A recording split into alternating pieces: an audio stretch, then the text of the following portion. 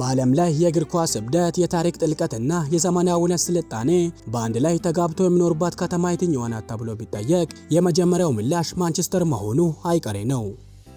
ይቺ ከተማ ዛሬ በቢሊዮን የሚቆጠሩ ሰዎችን ቀልብ በስፖርቱ መስክ ከመሳቧ በመቶዎች ከሚቆጠሩ ዓመታት በፊት የዓለማችን የመጀመሪያዋ የኢንዱስትሪ ከተማ በመሆን የሰው ልጅን የሥራ ባህልና ታሪክ ሙሉ በሙሉ የቀየረች ታላቅ ከተማ ናት።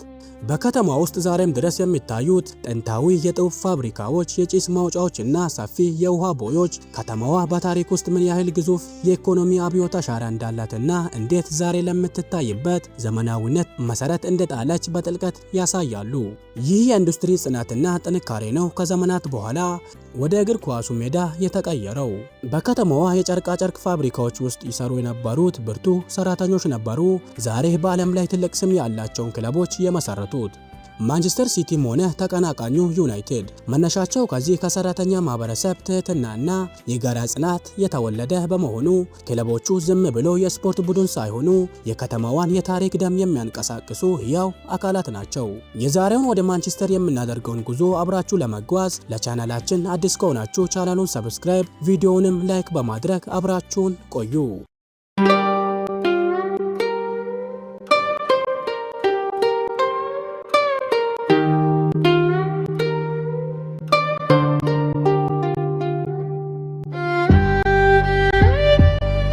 ማንቸስተርን በእግር ተዘዋውሮ ለተመለከተ ሰው ከተማዋ ጥንታዊ የታሪክ ሙዚየምና ዘመናዊ የሥነ ሕንፃ ጥበብ ፍጹም ውህደት መሆኗን በቀላሉ መረዳት ይችላል። እዚህ ጋር የሚገኙት ግዙፍ ቤተ መጻሕፍትና ጥንታዊ ካቴድራሎች የከተማዋን ጥልቅ የእውቀት ፍቅር ይመሰክራሉ። በተለይም በማንቸስተር እምብርት ላይ የሚገኘው የሳይንስና የኢንዱስትሪ ሙዚየም የሰው ልጅ በአየር ላይ የሚበሩ አውሮፕላኖችንና ግዙፍ ባቡሮችን እንዴት ሰርቶ ዓለምን እንደቀየረ የሚያሳይ በመሆኑ ከተማዋን በዓለም ዙሪያ ካሉ ጎብኚዎች ዘንድ ተወዳጅ የቱሪስት መዳረሻ አድርጓታል። ከተማዋ በሳይንስ ብቻ ሳይሆን በጥበብ እጅግ የዳበረች ስትሆን በተለይም የሰሜናዊ ክፍል ተብሎ የሚጠራው ሰፈር በአስደናቂ ጎዳና ላይ ስዕሎች፣ በትናንሽ የጥበብ ጋላሪዎችና ማራኪ ካፌዎች ያጌጠ በመሆኑ የወጣቶችና የጎብኚዎች መመሰጫ ሆኗል። የከተማዋ ውበት ይበልጥ ማራኪ የሚያደርገው እነዚህ ሁሉ የቱሪስት መስህቦች ከእግር ኳስ ስታዲየሞቹ ጋር በቅርብ ርቀት የተሰሩ መሆናቸው ከተማዋን በቀን ከሚታየው ውበት ወደ ሌሊት ማራኪነት የሚቀይሩ መሆናቸው ነው።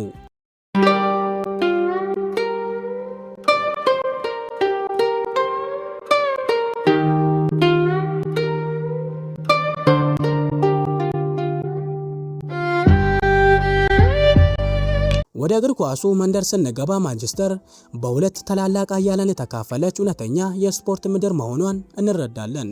ይህም ፉክክር በከተማዋ ሰፈሮች ውስጥ ትልቅ የሆነ የማንነት መስመር የሳለ ነው። ማንቸስተር ሲቲ መጀመሪያ ላይ በከተማዋ ሰራተኞች እና ሄዲዎች ዘንድ ከፍተኛ ፍቅር የነበረው በብዙ ውጣ ውረዶች ውስጥ ያለፈ ክለብ ቢሆንም በሂደት ግን በአስደናቂ አስተዳደር እና በጠንካራ ስራ ተገንብቶ ዛሬ በዓለም ዙሪያ ማንም ሊያሸንፈው የማይችል የኳስ የጥበብ ማሽን መሆን ችሏል። ይህ ከትንሽ ተነስቶ የዓለምን እግር ኳስ በበላይነት እስከ መምራት የደረሱበት የሲቲ ጉዞ በስፖርቱ ዓለም ውስጥ እጅግ አስደናቂ ከሚባሉ የታሪክ ምዕራፎች አንዱ ነው። በሌላ በኩል ደግሞ ቀያይ ሰይጣኖቹ ተብሎ የሚጠሩት የዩናይትድ ደጋፊዎች የራሳቸውን ትልቅ ታሪክ ይዘው የሚፎክሩ በመሆኑ የከተማዋን ደርቢ ጨዋታዎች በዓለም ላይ እጅግ ተጠባቂና እልህ አስጨራሽ ያደርጋቸዋል።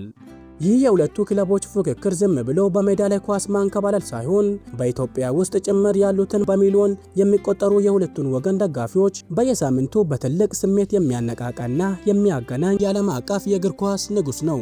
ፀሐይ ጠልቃ ወደ ምሽት ህይወት ስንገባ ማንቸስተር ፍጹም የተለየ ደስታ፣ የሙዚቃና የባህል ቀለም ለብሳ ትታያለች። ከተማዋ በዓለም ላይ ታዋቂ የሆኑ በርካታ የሮክ እና የፖፕ ሙዚቃ ባንዶች የበቀሉባት ታላቅ የኪነ ጥበብ ምድር ናት። በምሽት ወቅት የከተማዋ ጎዳኖች በደማቅ መብራቶች፣ የሙዚቃ ትርኢቶችና የመዝናኛ ቦታዎች በወጣቶች የሚሞሉ ሲሆን ይህም ከተማዋን በማንኛውም ሰዓት የማትተኛና ሕያው የሆነች ልዩ ምድር ያደርጋታል።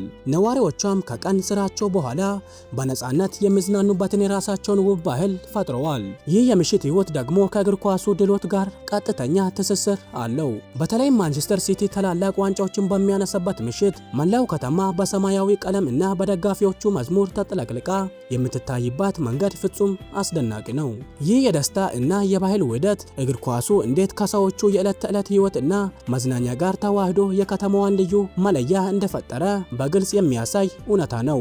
ማንቸስተር ሲቲ ዛሬ የደረሰችበት የስኬት ማማ ዝም ብሎ የአጋጣሚ ነገር ሳይሆን ወደፊት ለሚመጣው ዘመናዊ የእግር ኳስ አስተሳሰብ ትልቅ መንገድ የጠረገ ክስተት ነው። ክለቡ የወጣቶችን አካዳሚ በማጠንከር ስልታዊ የሆኑ ተጫዋቾችን በመግዛት እና ፍጹም የሆነ የጨዋታ ፍልስፍናን በመከተል የዓለም እግር ኳስን መሪነት ተረክቧል። ይህ የሲቲ የበላይነትና እግር ኳስን በሳይንሳዊ መንገድ የመምራት ጥበብ ክለቡ ለቀጣዮቹ በርካታ ዓመታት ቢሆንም በአውሮፓና በዓለም መድረክ ላይ የአሸናፊነት አክሊሉን ይዞ እንዲቀጥል የሚያስችለውን ጠንካራ መሰረት እየጣለ ነው። ይህም ስኬት ቡድኑን ከአንድ ተራ ክለብነት ባሻገር የዘመናዊ የእግር ኳስ መለኪያ አድርጓታል።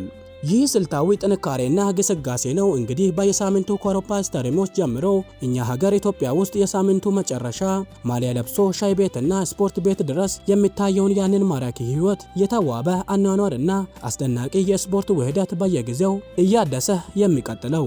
ክለቡ አዳዲስ ታሪኮችን እየጻፈ እና ዋንጫዎችን እያነሳ በሄደ ቁጥር የደጋፊዎቹም ቁጥርና ፍቅር እኩል እየጨመረ ይሄዳል። ይህም ማንቸስተርን እና ክለቡን በዓለም ዙሪያ ካሉ በቢሊዮን የሚቆጠሩ ሰዎች ልብ ውስጥ ሁል ጊዜም ሕያው እና ተፈላጊ አድርጎ ያቆያታል።